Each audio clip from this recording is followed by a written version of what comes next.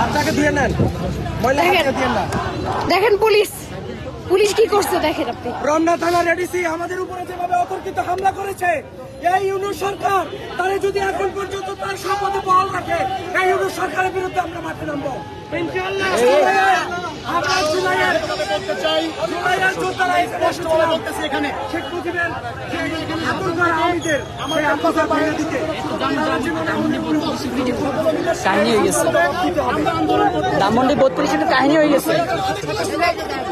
আর police সাধারণ মানুষের উপর টিয়ার গ্যাস আর লাঠিচার্জ করতেছে।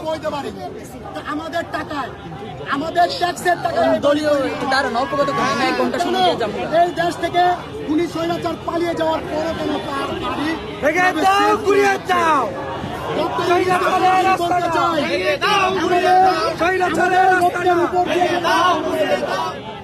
ভাই এখানে কি হয়েছে বলেন তো? প্রথমে পুলিশ কি করে আমার মনে হচ্ছে ধানমন্ডি 32 বাড়িটা, এটা মনে হয় বাংলাদেশের ভারতের আধিপত্যের কৃত্রিম স্থানে এখনো পেশিবাদের নুন খাওয়া পুলিশ বাহিনীগুলো তারা এখনো পাহারা দিচ্ছে। দফায় দফায় 3-4 বার তারা টিয়ার গ্যাস, সাউন্ড গ্রেনেড তারা নিক্ষেপ করেছে, সাধারণ মানুষদেরকে আহত করেছে। আপনারা দেখতে পাবেন আমাদের বাইরে এখানে আহত অবস্থায় আছে। ডিসি মাসুদের সাথে আমরা দফায় দফায় বৈঠক করেছি। এই ডিসি মাসুদটার পরিচয় বলেন ভালো। ডিসি মাসুদ সে রমনা থানার ডিসি, তাকে আমরা জানতাম সে একজন অনেস্ট পুলিশ অফিসার। পেশিবাদের শাসন আমলে যতগুলো পুলিশ অফিসার আমাদের বিরুদ্ধে অবস্থান করেছে, তিনি তার পক্ষে একজন ছিলেন পাবনা থাকা অবস্থায়।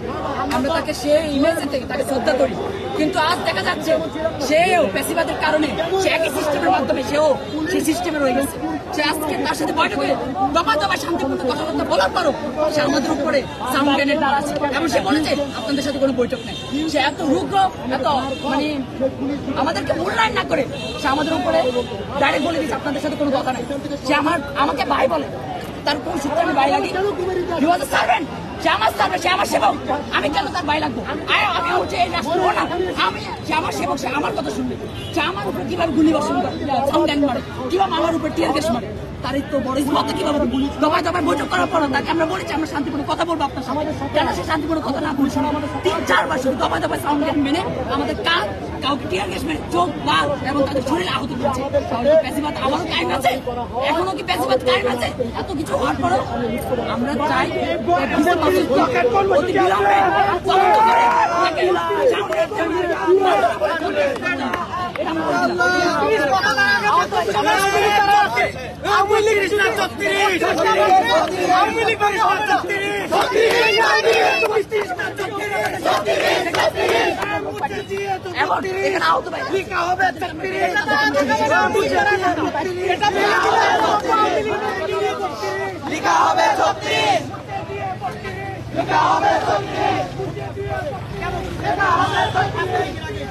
এই যে ওনার উপরে পুলিশ হামলা করছে, এই যে দেখেন, এই যে সবকিছু করেছি, কেন আজকে পুলিশ এই আতুর ঘর রক্ষা করার জন্য কেন পুলিশ একটু পর পর পুলিশ হামলা করতেছে, গ্রেনেড মারতেছে, সাউন্ড গ্রেনেড মারতেছে। এই টিয়ার গ্যাস কেন শুনলো আজকের এই ডক্টর ইউনূসের কাছে কিসের জন্য আজকে কেন এই পুলিশ বাইরে লেলিয়ে দিল আমাদের মাঝে? আমরা জুলাই যোদ্ধা, এই জুলাই যোদ্ধা আমরা 5 তারিখের আগে এই শেখ হাসিনাকে যে পুলিশ পাহারা দিয়ে রাখছে, কোথাও যাইতে দিতেছে না।